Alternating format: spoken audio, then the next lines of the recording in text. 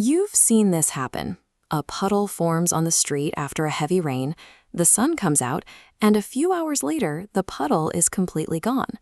But the water inside it never actually boiled. It just slowly, silently disappeared. This is evaporation, and it happens naturally at normal, everyday temperatures.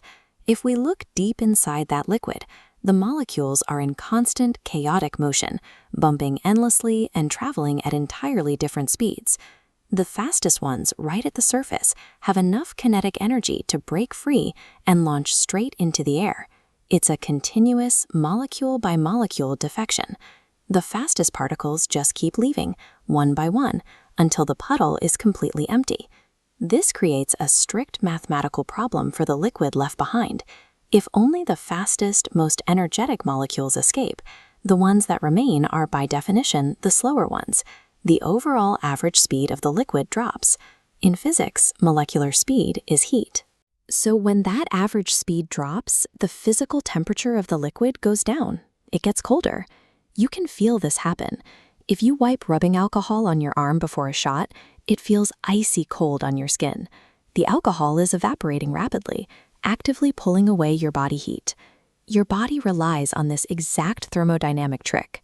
Sweating is an active heat removal system that uses evaporation to cool you down and keep you alive. Now, let's change the environment. Think of a half-empty glass bottle of perfume with the cap screwed on tight. The fast molecules are still escaping the surface of the liquid, but now they're trapped, bouncing around the empty airspace inside the glass. As molecules fill the empty space, the air gets crowded. Inevitably, some crash right back and are recaptured. Eventually, the system hits dynamic equilibrium. Escaping molecules match exactly the returning ones. The liquid level stops dropping, though microscopic traffic never stops. Trapped molecules buzzing around create a real physical force. They continuously push outward against the walls and downward on a liquid. We can measure that exact force.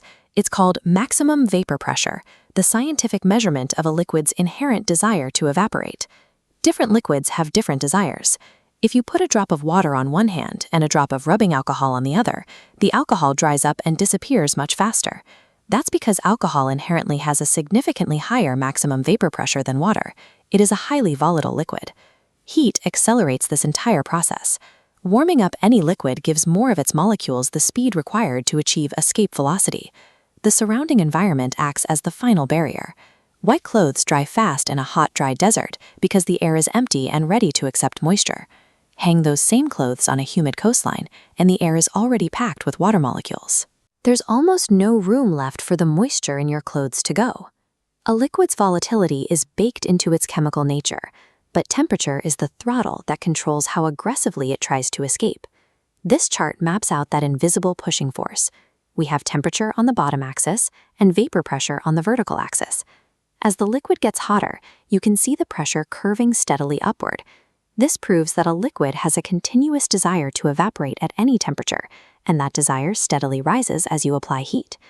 But pushing down from above is the ultimate obstacle, the constant invisible weight of the Earth's atmosphere. If you heat a liquid up enough, its vapor pressure climbs until it completely matches the crushing force of the atmosphere.